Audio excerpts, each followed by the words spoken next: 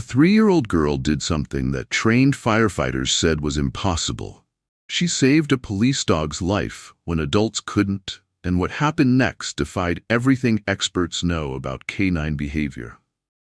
This wasn't just any police dog. Officer Rex had saved 47 lives in his career. Now, with flames reaching 1,200 degrees and less than 60 seconds before the car exploded, everyone had given up hope. Everyone except little Emma. What this K-9 did to repay her will restore your faith in the unbreakable bond between humans and animals. Make sure you're subscribed, because stories like this remind us why compassion is the most powerful force on earth. The afternoon sun beats down mercilessly on downtown Phoenix, turning concrete into furnaces and metal playground equipment into branding irons. The temperature gauge reads 118 degrees, but here in the shadow of crumbling apartment buildings, it feels closer to hell. This is where 3-year-old Emma Martinez calls home. A world where dreams get baked out of children before they can walk properly, where hope wilts faster than flowers left on windowsills. Emma's tiny fingers trace patterns in the dust as she sits outside the Sunrise Community Center, waiting for her grandmother Rosa to finish her shift at Mickey's Diner 3 blocks away. The little girl's dark eyes follow a stray tabby cat as it slinks between abandoned shopping carts, and she makes soft clicking sounds with her tongue, a language only she and the strays seem to understand. "Mia, you're different," Rosa often whispers, watching Emma communicate with creatures that flee from everyone else. "You have your papa's gentle heart." But Emma doesn't remember her papa. Officer Miguel Martinez died 18 months ago in a patrol car accident that also claimed her mother, leaving behind only photographs and a 3-year-old who possesses an otherworldly calm that unsettles adults. While other toddlers scream at loud noises, Emma approaches barking dogs with outstretched palms. While her peers cry at scraped knees, she sits perfectly still as Rosa cleans her wounds, never flinching, those ancient eyes studying everything. 8 miles across the city, in the air-conditioned kennels of the Phoenix Police Department, another soul carries the weight of loss. Rex, a 95-pound German shepherd with scars along his muzzle and intelligence burning in amber eyes, paces his concrete run with mechanical precision. For 6 years, he lived for one voice, one scent, one person who understood that police work meant more than catching criminals. Officer Miguel Martinez had rescued Rex from a shelter, trained him in search and rescue, and together they'd pulled 17 missing children from the unforgiving Sonoran desert. "He's not the same dog," Officer Johnson mutters to his partner, watching Rex ignore commands that once brought instant obedience. Ever since Martinez died, it's like something broke inside him. The temporary handler doesn't understand that Rex isn't broken, he's grieving. Canine behaviorists explain that dogs form primary attachments so deep that losing their person creates trauma similar to human PTSD. Rex's depression manifests as defiance, his search drive dulled by a world that suddenly makes no sense. The department's veterinary consultant, Dr. Sarah Chen, reviews Rex's recent evaluations with growing concern. His cortisol levels remain dangerously elevated, he's not eating consistently, his response times have tripled, and yesterday he refused to track entirely. Her recommendation sits heavy in the file: early retirement. At 8 years old, Rex faces a future of suburban backyards and tennis balls, a living death for a dog bred to serve and protect. But fate operates on different timelines than bureaucracy. Today, while Rosa serves coffee to truckers and Emma feeds crackers to stray cats, a convergence approaches that will test everything both species understand about loyalty, instinct, and the invisible threads that bind broken hearts. The signs are already there for those who know how to read them.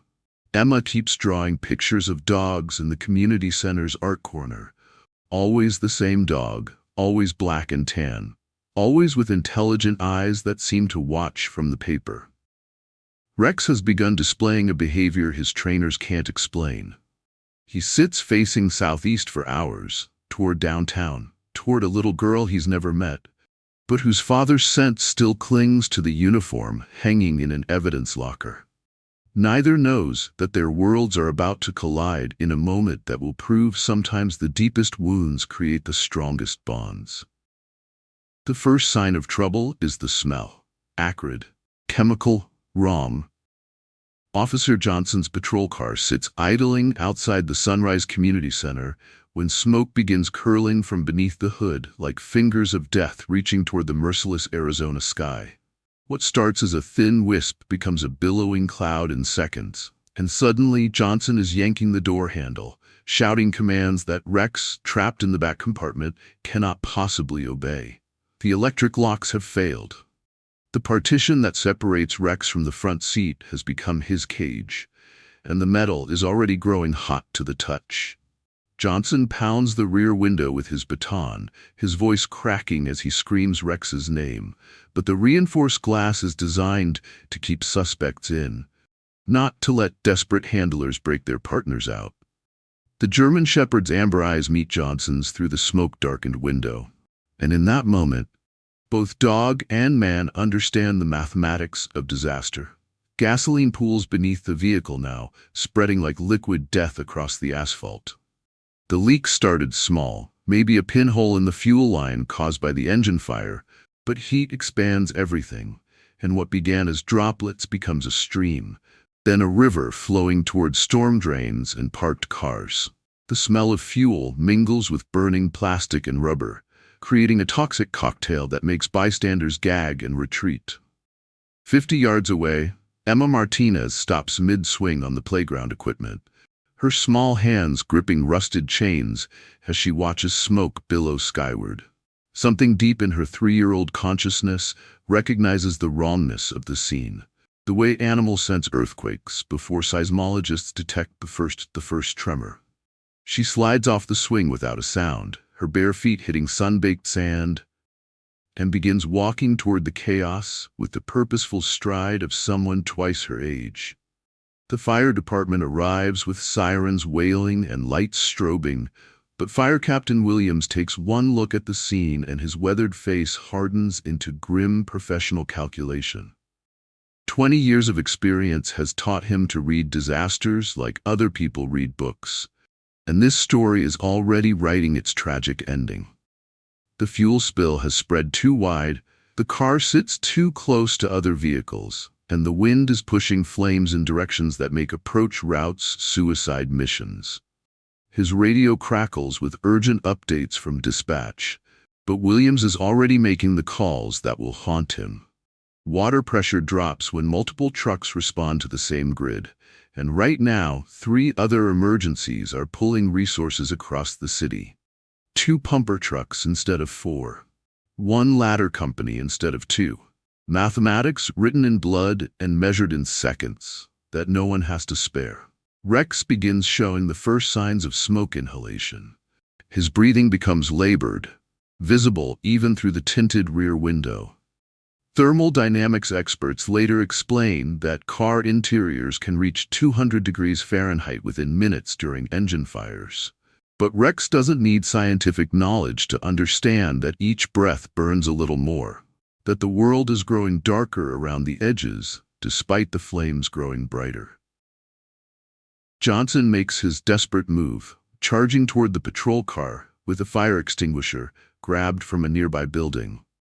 The foam might buy them time, might cool the metal enough for him to smash through, but the approaching sirens of the fire trucks drown out his curses as Captain Williams's crew tackles him before he can reach the vehicle.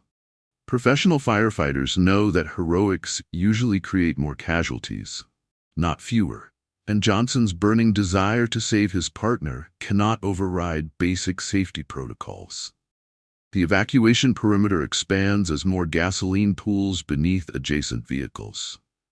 Residents emerge from apartment buildings, phones recording everything, social media already broadcasting the unfolding tragedy to thousands of viewers who will never smell the smoke or feel the heat radiating off superheated metal. The community center staff ushers children inside, away from windows, but somehow Emma slips through the chaos unnoticed. Rosa Martinez arrives at the community center with coffee-stained uniform and panic in her eyes. Her shift at Mickey's Diner ended early when news of the fire reached the kitchen through police scanners that truckers keep tuned to emergency frequencies. But the playground is empty, except for abandoned toys and Emma's small flip-flops kicked off beside the swing set. Rosa's voice joins the cacophony of sirens and shouting as she calls her granddaughter's name, but 3-year-olds don't always answer when terror makes adults scream. The critical moment arrives when Captain Williams makes the call that will define everyone's memory of this day. His radio transmission cuts through the noise like a blade through hope. The fuel tank is compromised. Explosion risk too high. Approach impossible. Rex has stopped moving in the back seat, his large frame slumped against the partition, and even the most optimistic interpretation suggests they're running out of time to run out of. But Emma Martinez appears at the edge of the safety perimeter, like a ghost materializing from smoke and chaos.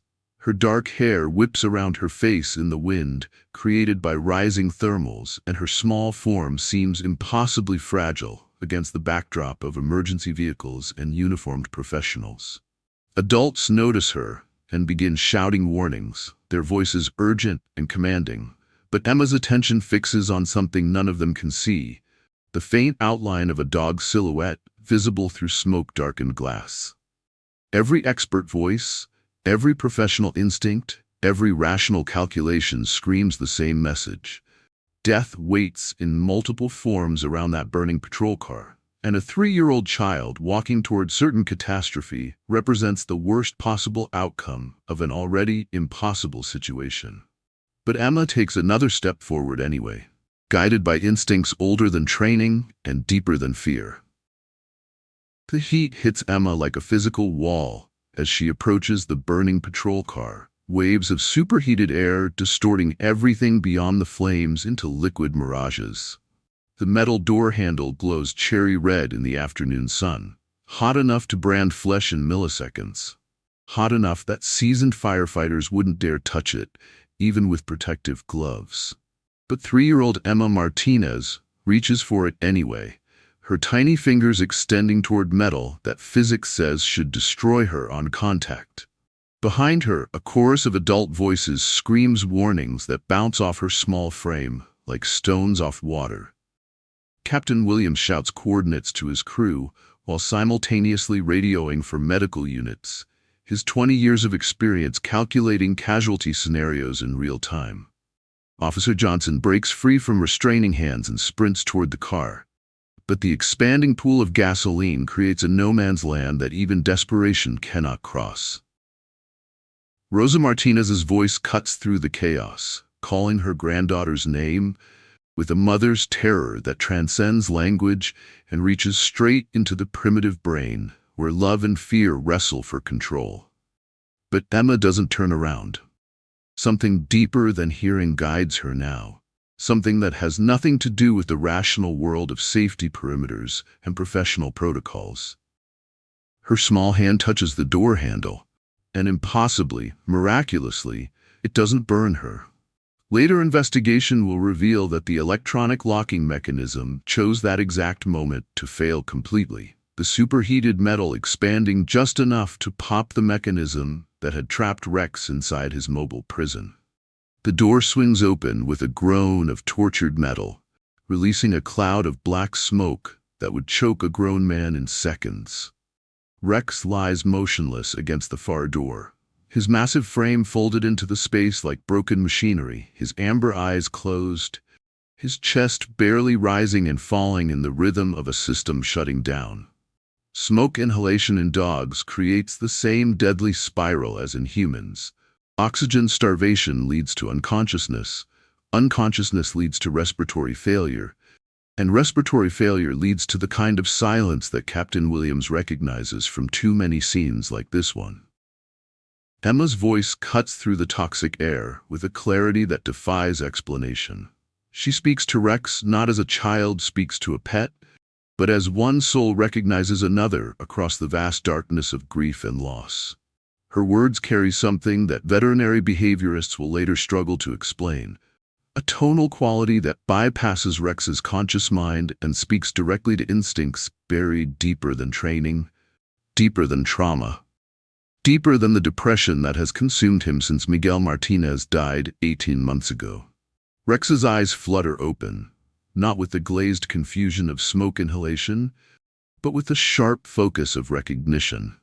He sees Emma's face framed in the doorway like a vision, backlit by flames that should terrify any rational creature, and something in his damaged psyche clicks into place like a key turning in a long-rusted lock.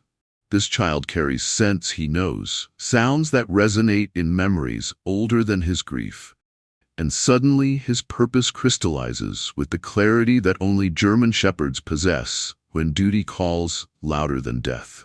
He moves with the mechanical determination of a search and rescue dog who has found his target. Each breath burns his lungs, each movement sends waves of heat exhaustion through muscles pushed beyond normal limits. But Rex crawls toward Emma's voice with the single-minded focus that made him legendary in the K-9 unit.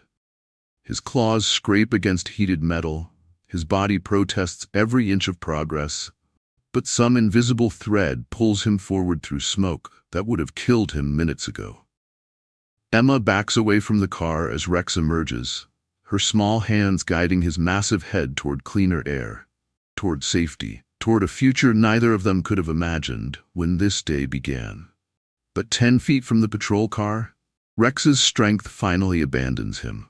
His legs buckle. His great head hits the asphalt with a sound that makes Officer Johnson cry out in anguish, and for a heartbeat that stretches into eternity, everyone watching believes they're witnessing the death of hope itself. Emma kneels beside Rex's motionless form, her tiny hand barely covering a small patch of his broad skull. The contrast is almost too much to process. 95 pounds of trained police dog reduced to stillness, and 30 pounds of human child placing her palm against his head like a blessing. Her voice, when it comes, carries the weight of things that 3-year-olds shouldn't understand, connections that science cannot measure, and love that transcends the boundary between species. She speaks to Rex about his daddy, about Miguel Martinez, about taking care of each other in a world that suddenly makes sense again. And impossibly, Rex's eyes open one more time. Not the clouded gaze of a dying animal, but the clear, intelligent look of a dog who has remembered his purpose. He struggles to his feet with Emma's tiny hands steadying his massive frame. Both of them silhouetted against flames that no longer seem quite so threatening. The patrol car's fuel tank chooses that moment to surrender to physics and chemistry, exploding in a fireball that sends metal fragments spinning through the air like deadly confetti. But Emma and Rex are already 20 feet away, walking slowly but steadily toward the safety perimeter where adults wait with tears in their eyes and questions they'll never be able to answer.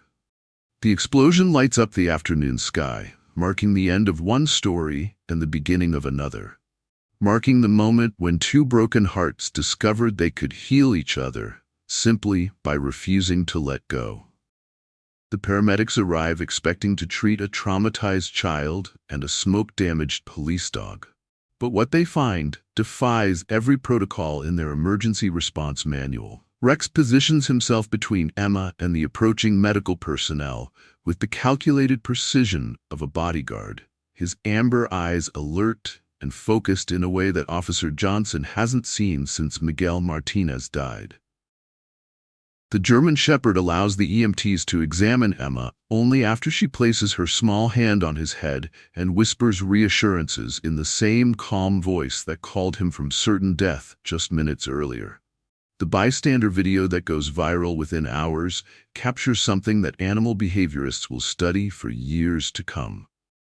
In frame after frame, Rex's body language tells a story of recognition that transcends species barriers. He doesn't just tolerate Emma's presence, he claims her.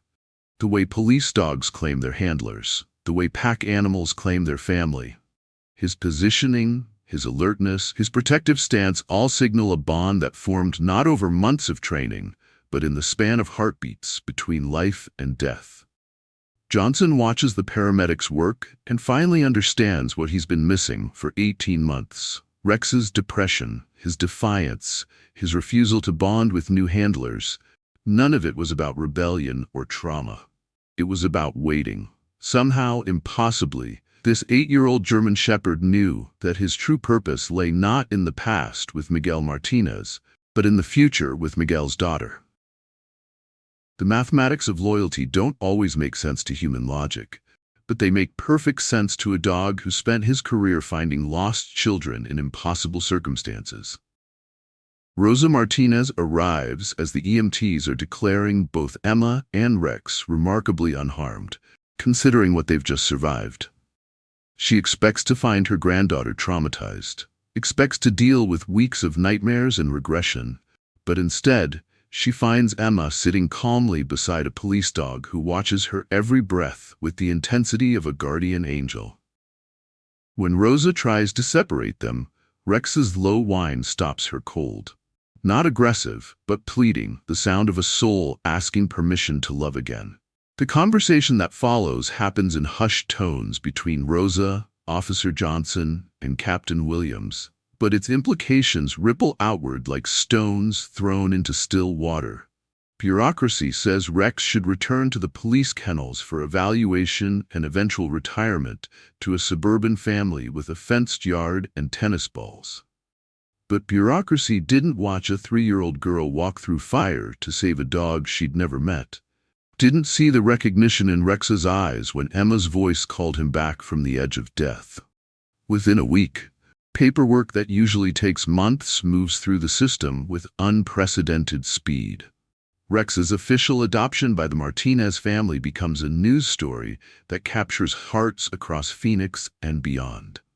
The German Shepherd who couldn't adjust to life after losing his partner has found something even more precious, a chance to honor that partner's memory by protecting what Miguel Martinez loved most in the world.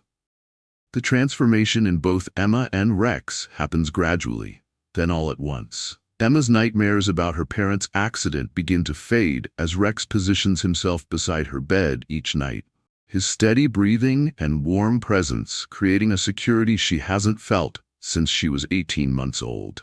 Child psychologists explain that animals provide non-judgmental companionship that allows traumatized children to process grief at their own pace. But they can't explain why Emma specifically needed this particular dog, why their healing seems to happen in perfect synchronization. Rex's depression lifts like fog burning off in morning sunlight. His appetite returns, his coat regains its shine, and the alertness that made him legendary in search and rescue comes flooding back. But now his focus has narrowed to one small person who needs protection, not from desert dangers or criminal suspects, but from the kind of existential loneliness that can hollow out a 3-year-old's soul before she learns how to spell her own name. The community rallies around their unlikely pair, with the fervor usually reserved for sports teams and political campaigns. Mickey's Diner starts a fund for Rex's veterinary care that raises thousands of dollars in the first month. The Sunrise Community Center creates a special program where Emma and Rex visit other children dealing with loss, teaching them that healing sometimes comes with 4 legs and a wet nose. 6 months after the fire, Emma starts preschool with Rex certified as her therapy dog, a designation that required extensive training and evaluation but felt inevitable to everyone who watched them together. Teachers report that Emma demonstrates an unusual ability to calm anxious classmates, often by showing them how to properly approach Rex, how to read his body language, how to understand that gentleness breeds trust in ways that force never can. But it's the nighttime routine that reveals the depth of their bond. When Emma's dreams turn dark with memories of sirens and hospital smells, Rex responds before she even wakes up. He positions himself closer to her bed, sometimes placing his massive head on her mattress, sometimes making soft sounds that pull her back from whatever darkness she's wandering through. Child sleep specialists call it remarkable, this ability of a dog to detect and interrupt nightmare cycles. But Rex is simply doing what German shepherds have always done, protecting his person from dangers that others cannot see. Emma, in turn, becomes Rex's teacher in ways that surprise everyone. She shows him that play doesn't have to involve tennis balls and suburban yards. That joy can be found in simple moments like sharing crackers with stray cats or watching clouds form shapes in the Arizona sky.